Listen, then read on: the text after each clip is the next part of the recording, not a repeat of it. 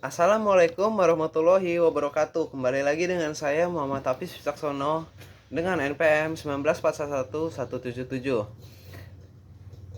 kelas manajemen 22B dengan dosen pengampu Bapak Ade Chandra SMMM. Di sini saya akan sedikit menjelaskan tentang materi kita kali ini, yaitu pasar modal. Pengertian pasar modal. Pasar modal adalah secara umum kegiatan yang berkaitan dengan penawaran umum dan perdagangan efek, perusahaan publik yang berkaitan dengan efek yang diterbitkan, serta lembaga dan profesi berkaitan dengan efek. Pasar modal menjadi penghubung antara investor dengan perusahaan atau antara investor dengan institusi. Pemerintah melalui perdagangan instrumen jangka panjang seperti obligasi dan saham. Dari sisi investor, pasar modal menyediakan alternatif investasi. Selain alternatif investasi yang ada seperti menabung di bank, membeli emas, tanah, dan properti. Selanjutnya ada sejarah pasar modal. Menurut buku Efek Tengich yang dikeluarkan Ferenigina Fur dan Efek Teknadel pada tahun 1939. Transaksi efek telah berlangsung sejak 1880, namun dilakukan tanpa organisasi resmi, sehingga catatan tentang transaksi tersebut tidak lengkap. Pada tahun 1878, terbentuk perusahaan untuk perdagangan komunitas dan sekuritas, yakni Dunlap dan Kauf, cikal bakal PT Perdanas. Baru pada tahun 1912,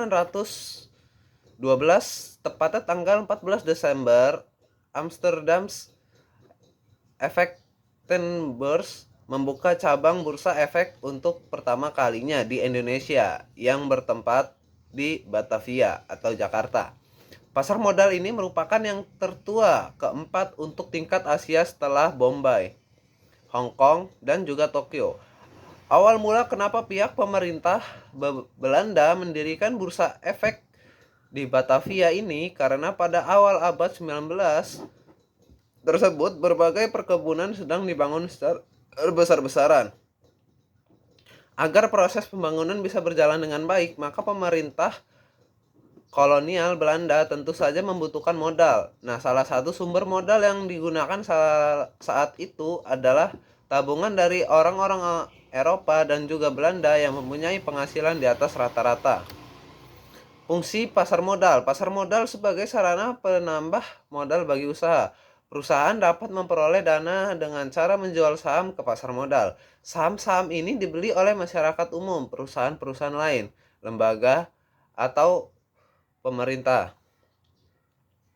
Yang kedua ada pasar modal sebagai sarana pemerataan pendanaan. Setelah jangka waktu tertentu, saham-saham yang telah dibeli akan memberikan dividen atau bagian dari keuntungan perusahaan kepada para pembelinya atau pemiliknya. Oleh karena itu, penjualan saham melalui pasar modal dapat dianggap sebagai sarana pemerataan pendapatan.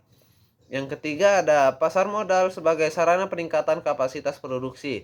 Dengan adanya tambahan modal yang diperoleh dari pasar modal, maka produktivitas perusahaan akan meningkat. Instrumen investasi pasar modal. Selanjutnya ada instrumen investasi pasar modal. Pasar modal juga dikenal dengan istilah bursa efek. Di dalamnya kamu bisa menemukan berbagai jenis surat berharga yang setiap hari diperdagangkan. Jenis-jenis surat berharga tersebut diantaranya adalah yang pertama ada saham, merupakan surat berharga yang menjadi bukti kepemilikan atas sebuah perusahaan. Investor yang memiliki saham sebuah perusahaan berhak untuk mendapatkan dividen atau pembagian laba. Yang kedua ada reksadana, dikenal sebagai instrumen investasi yang menjadi wadah untuk pengumpulan serta pengelolaan dana beberapa investor. Dana tersebut kemudian dikelola manajer investasi menjadi berbagai instrumen seperti pasar uang, obligasi, saham, atau efek lainnya. Surat utang obligasi kamu juga bisa mendapatkan surat berharga berupa obligasi di pasar modal. Kepemilikan surat utang dapat dipindah tangankan dan pemegangnya memiliki hak untuk memperoleh bunga serta pelunasan utang pada jangka yang telah ditentukan. Selanjutnya ada manfaat pasar modal. Manfaat pasar modal untuk emiten. Yang pertama ada jumlah dana dapat diimpun berjumlah besar. Yang kedua ada dana tersebut dapat diterima sekaligus pada saat pasar perdana selesai.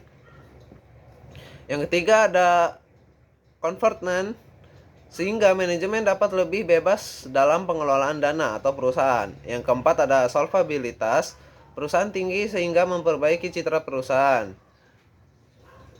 Yang terakhir ada ketergantungan emiten terhadap bank menjadi lebih kecil. Manfaat pasar modal untuk investor. Yang pertama ada nilai investor berkembang mengikuti pertumbuhan ekonomi. Peningkatan tersebut tercermin pada meningkatnya harga saham yang mencapai capital gain. Yang kedua ada memperoleh dividen bagi mereka yang memiliki atau memegang saham, dan juga bunga yang mengambang bagi pemegang obligasi. Yang ketiga dapat sekaligus melakukan investasi dalam beberapa instrumen yang mengurangi resiko. Selanjutnya ada obligasi sebagai produk investasi menguntungkan. Jika Anda baru memiliki niat untuk melakukan investasi, mungkin Anda bisa mempertimbangkan obligasi sebagai produk investasi terbaik.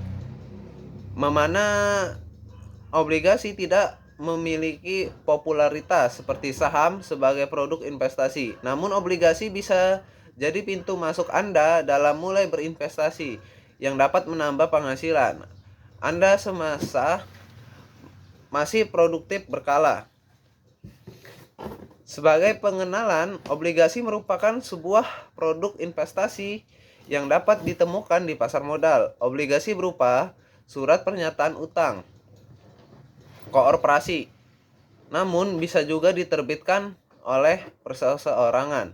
Obligasi sebagai produk investasi terbaik ini juga bisa diaplikasikan untuk jenis investasi jangka panjang maupun jangka pendek, karena biasanya memiliki waktu jatuh tempo dari 1 tahun hingga 10 tahun. Pemegang investasi obligasi biasanya akan diberikan tanda kepemilikan berupa kupon ataupun bunga. Jika Anda memilih obligasi yang diterbitkan oleh pemerintah atau korporasi, biasanya Anda akan menerima kupon tanda atas keuntungan yang Anda miliki saat berinvestasi obligasi. Keuntungan untuk mendapatkan pendapatan tetap menjadikan obligasi jadi salah satu produk investasi terbaik yang bisa Anda miliki.